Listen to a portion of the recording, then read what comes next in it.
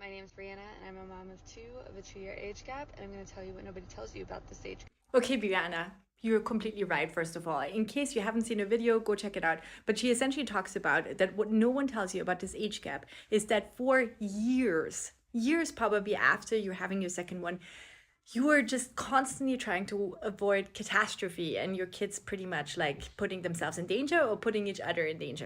So I have friends that have like a 3-year, 4-year, 5-year age gap, and that's a completely different ballgame already. Because if you're a parent too, you know how fast the kids are developing, right? Like 6 months later, if they're 6 months older, for instance, than they were just like 6 months ago, they're already completely different human beings. So, anyways, just to give you an example too, I have two boys, they're 2 and 4 right now.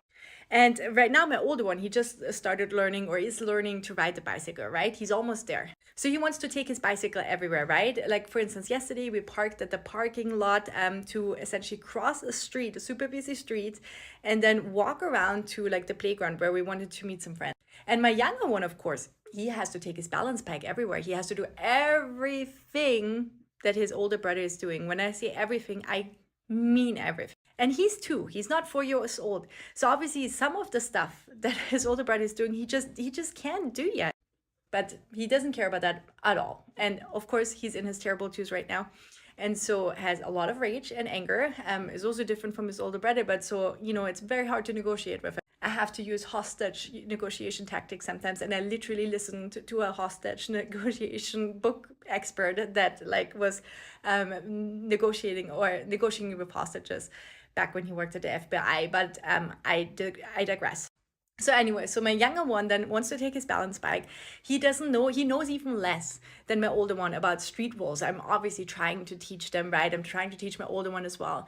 But just the amount of stress and the amount of you have to be on it. No, doesn't matter how tired you are. It really does not matter. You got to be on it for every second almost of the day. Because if you're just slacking off for like 1 millisecond, it can be so fast that something can happen, right? And just like literally, of course you also want to give them joyful childhood memories. And I want my older one to be able to learn how to ride the bike, right? And so yeah, just like that, kind of navigating these situations and these moments. And like now we are of course training our older one. We're about to, oh my gosh, we're about to like potty train him as well. And listen, if you're a fellow parent who can give me some tips, I have no idea. Because how on earth I will have to negotiate with my older one every time we're out and about, and my young one has to go potty. Now I have to negotiate with my older 4-year-old to come with me, and that will always be probably, yeah, oh boy. Anyways, so essentially, yeah, that's something that I feel like no one told me about the age gap. On the other hand, I mean, they are like best buddies, like they definitely are also, and I can see how they just love playing together for like long periods of time. But then also just for us parents right now, because they usually when we go out they run in opposite directions, or and I don't have like eyes on the back of my head. It's a challenge. Yes, I heard it does get easier if you have older kids already.